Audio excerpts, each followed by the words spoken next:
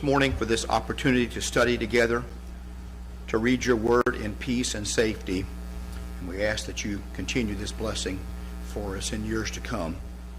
We pray this morning, Father, that we might have discernment and understanding of your word in Christ's name. Amen. Okay, we're studying 1 Peter. If you would, turn to the first few verses of chapter 2 in 1 Peter, and we'll pick up there. This is the chart we've been using. So we're on this section here. If you look up pointer on Amazon, you only get laser pointers, which do not work on a TV screen at all. So I had to take a piece of wood, sharpen the end of it, paint it red, and now I have a pointer. Okay? So we're here. Chapter 2, verses 1 through 10, under this section of salvation, submission, and suffering is where we are. So anyway, that's what this red stick is for. You almost can't hardly find the... You can buy a car antenna, sort of. I use them for chicken judging, too. I use a pointer to reach in the cage and get the chicken to pose when I'm judging poultry and stuff like that. And they're hard to find, too. When you lose one of those. Anyway, that's another subject. So let's read the text we're looking at this morning, and then we'll continue our discussion of it here in chapter 2. Peter says, therefore, now when you read the word therefore, what should you do when you're reading? Somebody tell me. Look at what was just said to remind yourself, because that's pointing you backward. Therefore, it's a conclusion of something.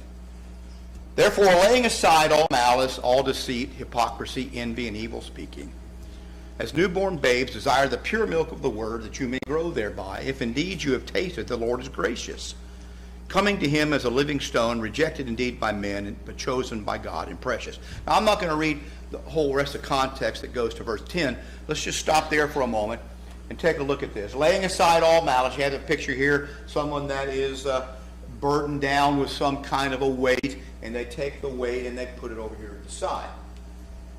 A runner goes to the racetrack, they got a backpack on with all their stuff, and they get ready to run the race. What do? They take the backpack off, they lay it over at the side. So he says, if you want to...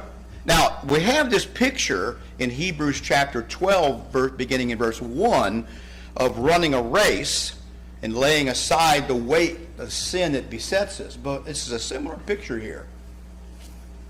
He uses two metaphors in these first two verses. Laying aside a weight and desiring milk like a baby. Two different metaphors.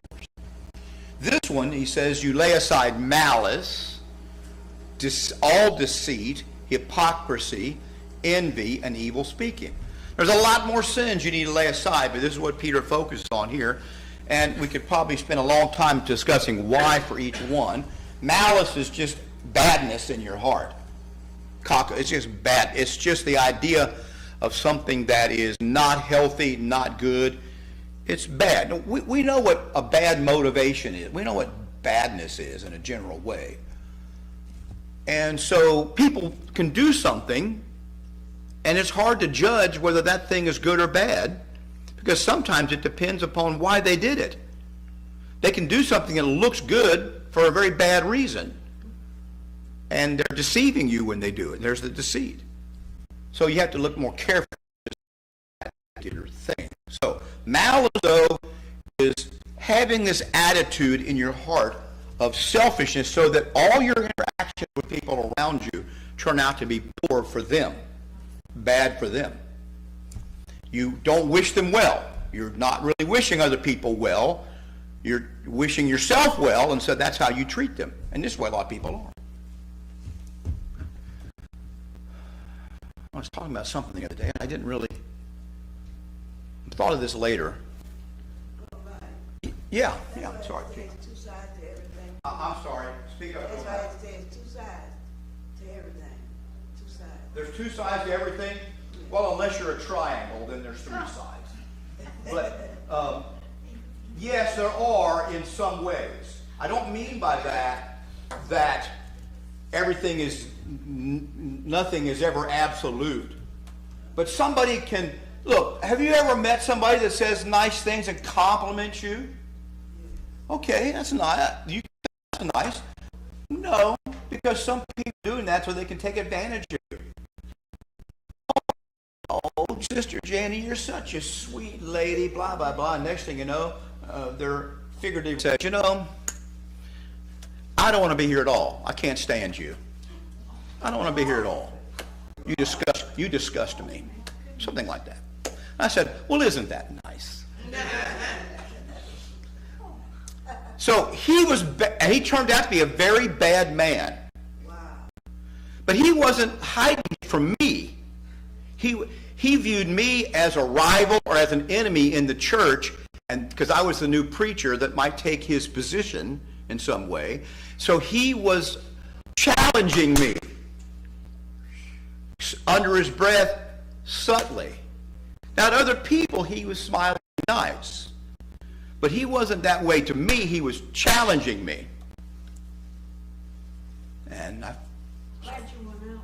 huh? I'm glad you won out. You think I won? I think you Well, won. he ruined my reputation. Other than that, I won. Oh, I try not to let him make me do wrong. yeah. That's all you can do with someone like All that. you can do. That's the Just hope that they don't make you do wrong. That's the issue. But, you know, he openly lied to the church several times and was not even the least bit. One time after, I knew that he had lied, and he knew that I intended to confront this, because I'd already told him at McDonald's. I said, you know, buddy, I hope I don't say his name. If I say his name, I apologize. I don't want to say his name. But I said, you know, you've dealt with a lot of really nice people in this church who were here before me. I know them. They're wonderful men. And I said, you've driven them all away. But I said, but now you're dealing with me, and I'm not as nice as they are. I said, they didn't want to confront you. They wouldn't confront you because it's ugly. But I said, I don't mind. I'm not as nice as they are. He looked at me. Of course, that was a challenge to him. So when I said a little bit later, I'd like to see the men after services. I need to talk to them about something. Oh my goodness. Well, actually, before, I shouldn't say that. That was before. So he comes up to me between services, between class and the announcements on Wednesday night, not long after that. And I said to him, I said, almost said his name again. Sorry. I said, so what are we going to do about this charge you told the brethren that I had sinned? What are we going to do about that sin that you said I committed? I said, I'd like to talk to the men about that sin. Because I said, when you charge me with sin, I take it seriously. So he cursed me with foul language right there, about 2 rows back in you blankety blank blank blank. That's never going to happen. I was a little shocked, I must say, but he wasn't hiding it. And so I said, okay. So a few minutes later, I'd like to talk to the men after services. You see, he wanted me to back down and say, wow, that's a bad man. He's full of malice. I better back away. I better not do anything. That's what he wanted me to do. And so I met with him. He got very upset about that. Oh, him and his buddies got really upset. So I met with the men. I told him exactly what happened, including that, exactly what happened. So what are we going to do about that? You get any idea where these things go? They don't go well. Because most brethren are so averse to ever saying that's wrong that they will defend a liar. They will defend. I found out that brethren will defend a liar. They will defend a lie. A guy can lie straight to their face. You can show them how it's a lie, and they say, yeah, but maybe you misinterpreted, you know. So, and that's the way things are. So nothing gets done. Churches get split. Instead of splitting off one man, you split off a whole group of families. This is what happens. Do I sound cynical? I'm not cynical. I'm just saying this is a reality. But it's all because of malice. There's no place for malice in the church. If brethren have a disagreement, talk about it openly, discuss what's going on, assume the best of people as much as you possibly can, and you can usually figure something out. But when person has to have power, when power becomes the motivation or other things like that, then there's malice involved. He says, lay that aside. You cannot live with malice in your heart toward other people. Now see, malice is not standing up to evil. People, he tried to make me look like the bad guy. Maybe I wasn't, I don't know. But I don't think opposing that kind of thing in the church makes you a bad guy. To oppose a liar. If you've got a liar in the church, especially in the leadership, who will not tell the truth except if it benefits him, there will never be any peace. You will never have peace. People have to tell the truth. So if you don't like something here, you need to tell the truth when you're asked about that. Okay, Gary and I are counting on you to tell the truth when you don't like something or you think something's wrong. Because if you don't tell the truth, then lots of bad things happen. Anyway, malice. Deceit. So deceit is making something that's really this look like this. It's making something look like what it's not. Or making someone think something that is really not true. So, you know the old question we mentioned last week, does this dress make me look fat? You know, or whatever the question might be. So, yes. You took the test with that young man. Say what? What do you ever say back? You never say nothing? The guy was approaching you? Never say nothing if what? The guy was approaching you, you never say that back to him? If who was approaching me? The man that you were having this What did I- disagreement with, she what was did I asking say to you to him? say, yeah. Oh, I can tell you about an hour story here, which I don't want to do, because it would sound very self-serving. No, I told him what I thought should happen, or what I believed had happened or should happen. And see, he wasn't used to doing that. He was used to, if he put up a ruckus, all the good men, so-called, would back away. They would back down because they said there might be trouble. So they back away till you get his way. That's why I told him he wasn't as good as the other people. That's what I meant by that. Because I wasn't going to back down. If he wasn't telling the truth and willing to confront things openly, if there was disagreement, then I wasn't going to back down from that. Now, that makes me a bad person to a lot of people. But I don't think I'm him in that case. So yes, I told him several things. I told him the truth. I took him to McDonald's, told him the truth about what I thought, how it was going to be, how things would be. I said, if you keep doing that here, when this kind of thing first started, not telling the truth, I took him to McDonald's after service one night, and I said, brother, I almost called it that. I said, this cannot continue.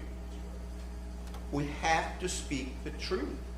And if you don't like something, or you think it should be different, I'm good with you saying so. Now, you have to be good. You have to be good with the fact that you might not get your way. But that's the nature of churches. But you can't say, okay, so I'll give you an example of this kind of thing. So we were in a mixed race area of Tampa at that time. And it's a long story, but I wanted to have, and because I'd done it before, I preached at many churches that were 99.9% black except for me, many times in Fort Lauderdale and other places. And so I said, we need to get my buddy, Lloyd Nash, come up here, preach a gospel meeting, we'll put a tent up out here and all that. So he objected to this. He said, oh no, the black brethren, they wouldn't like that. They wouldn't like us having a black preacher. I said, are you kidding? I know a bunch of the black brethren in Tampa. I'm friends with these folks. I said, well, no, I said, how about, so the brethren proposed that two people go talk to the leadership of this other church near us and see what they thought about this. So guess who they picked? Me and him. So that's okay. So we went over. I called up my buddy and this friend. I had a meeting with 3 or 4 people. And they're like, why should we care who you have for a meeting? Have somebody come that you think will preach the truth and we'll come over there. And I thought to myself, well, that's exactly what I thought. They have the same interest in the gospel that I do. There's no difference. Why should it matter? Except that, since we lived in a mixed-race area, I thought having this black man preach in a tent outside would show those people in the area that it wasn't just a bunch of white old people in this church building. I may be wrong, but that's what I thought. So this is what they told us. So we went back, so the next month we go back to the business meeting. The point of this story is not all that. The point of the story is this. We go back to the business meeting, and the brethren asked, so what did they say?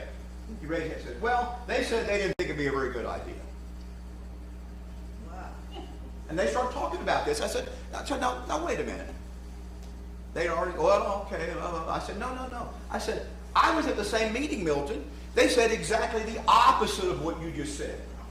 They said they thought it'd be a good idea. I said, do you remember that at all? Do you remember that happening at all?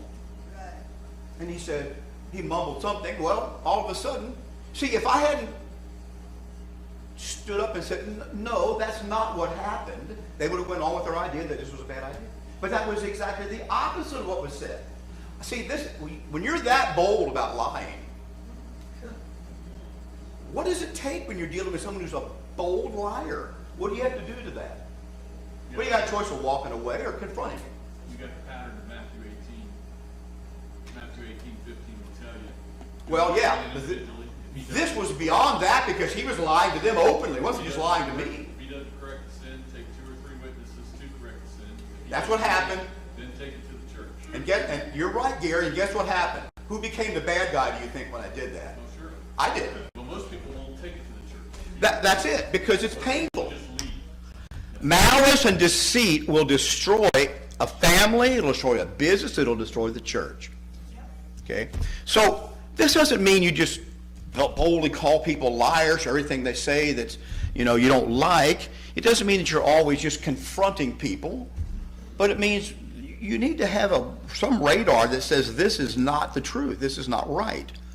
And you go talk to that person if they, which I'd already done, if they won't do anything about it, you don't. So then you got the hypocrisy. Pretending, the liars and the deceivers also tend to be hypocrites. See, this is the relation of these things. They tend to be phonies. Because in order to deceive you, they have to appear to be one thing on the outside while they're really something else on the inside. That's how they deceive you. Look, it can happen in a marriage where one person, you'll find out, oh, I haven't liked that for years and years and years.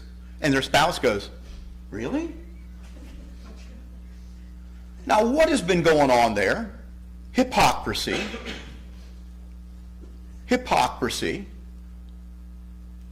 That if you haven't really liked something and it's upset you for years and years and years, and you've shown one face to your mate and another face internally, there's something wrong. Now, I'll just say this about it, whether it's wrong or not. Your marriage is damaged, and you'll never have any kind of closeness. You can't, because you're a phony. You're a fake. You're a pretender. And oh, I can't wade in that deep water. Which sex is more likely to do this? I can't wade in that deep water. Janie, you want to say more about this? What's a hypocrite? That's a hypocrite. That's what she said. Yeah. A hypocrite is, well, the word in Greek, hypocrites, means an actor. If you boil it all down, it means an actor, one who is pretending to be something that they're not. So they could pretend.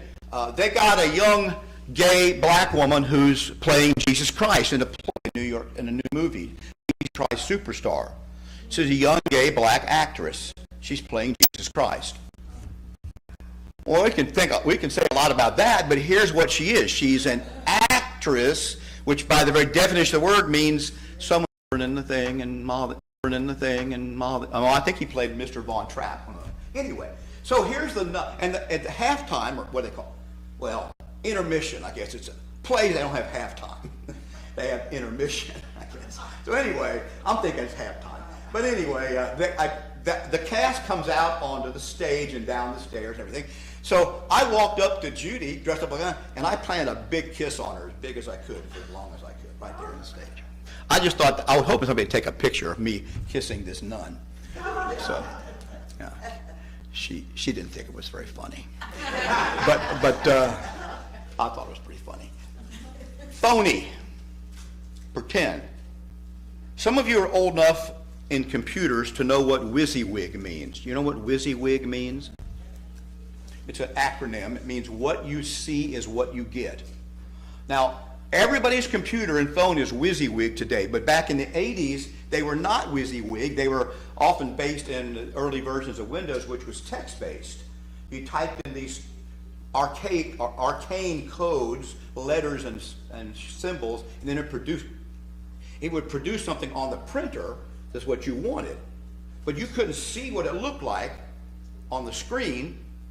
It just looked like that when you printed it. You remember any of this? You're way too young for this, Austin.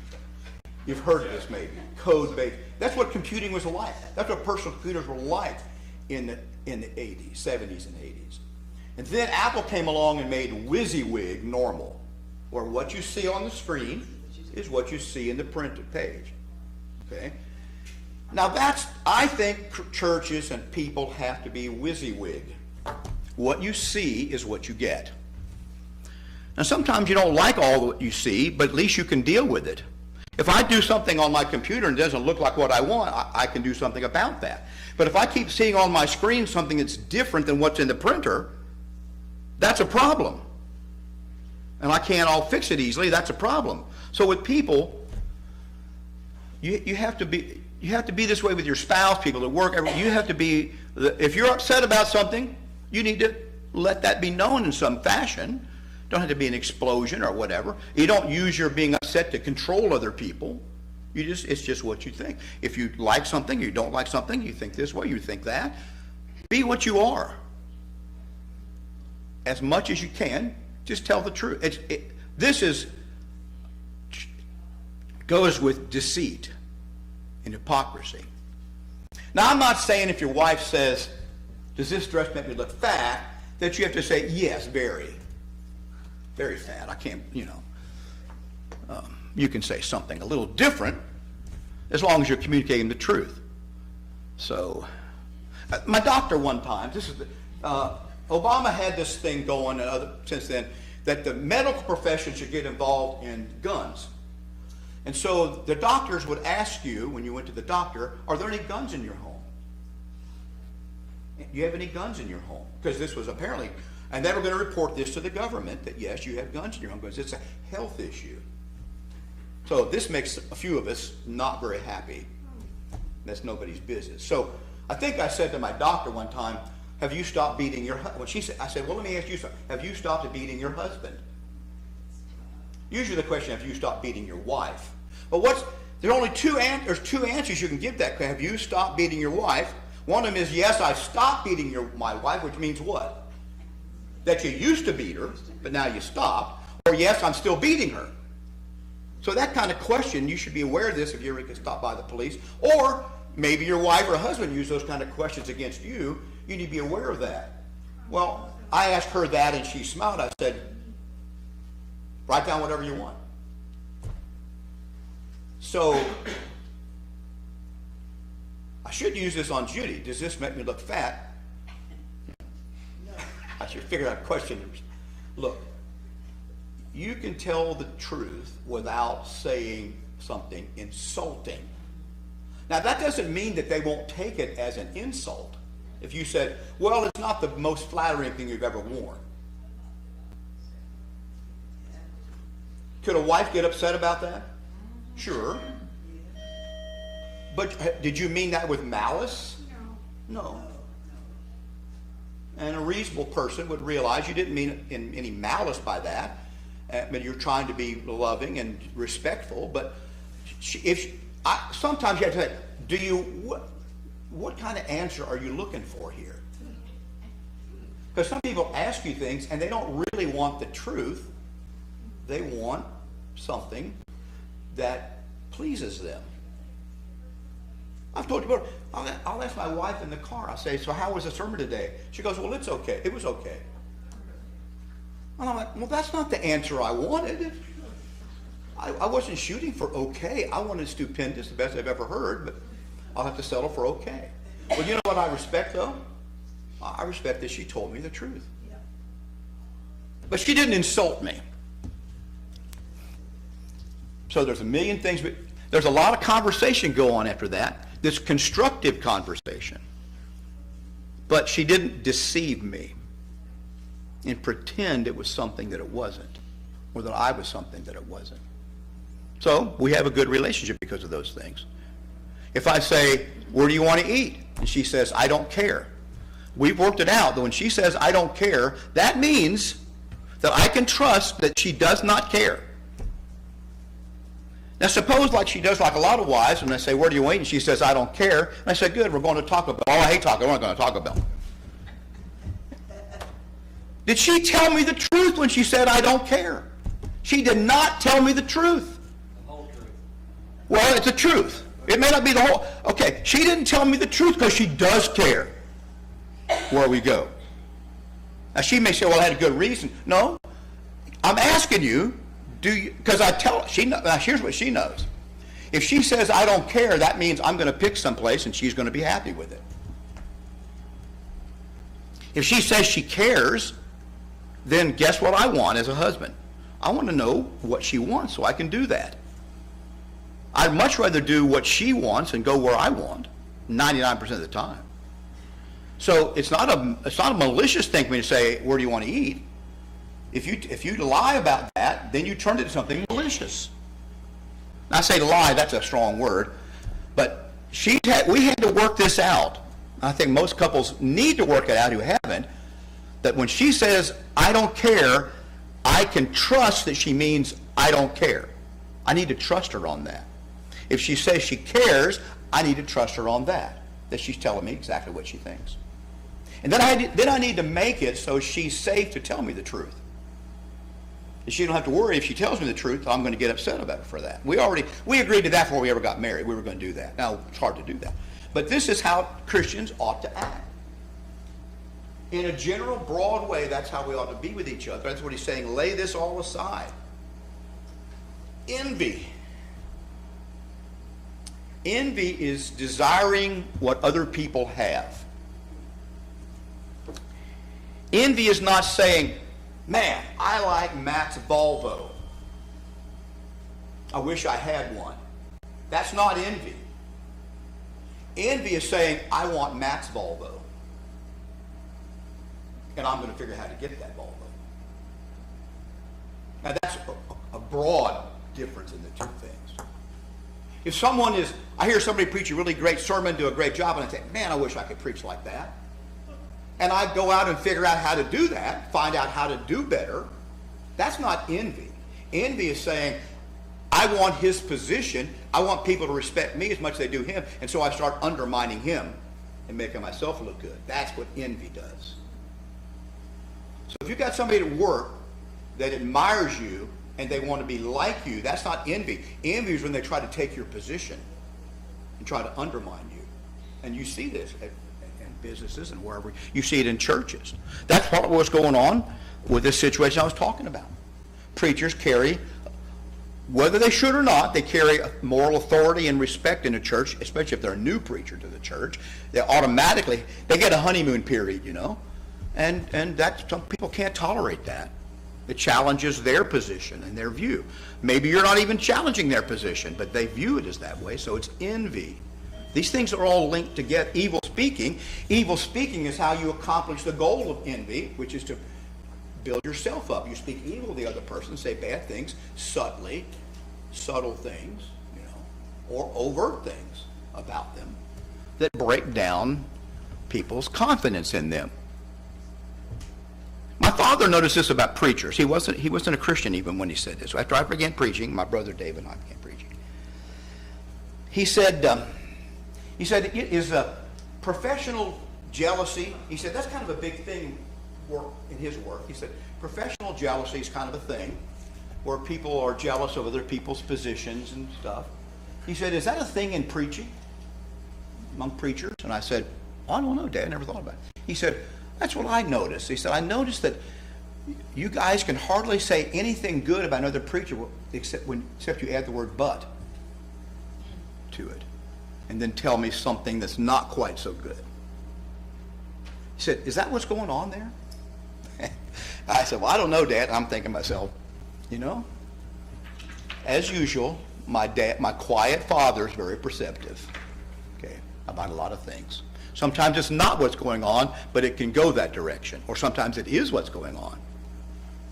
Now, there used to be a lot more status among preachers, and you got big preachers and little, you had all this status junk going on. My generation kind of killed most of that, and the next generation doesn't have as much. It's still there because people are people. Was that the second bell, Joel? Yes. Okay. So that's how these things are related. There's not the only bad things you can do, but they're related to how people work together in a church. All right. Thank you for listening. I appreciate it. Thanks for your comments. We'll pick up here next week, the Lord willing.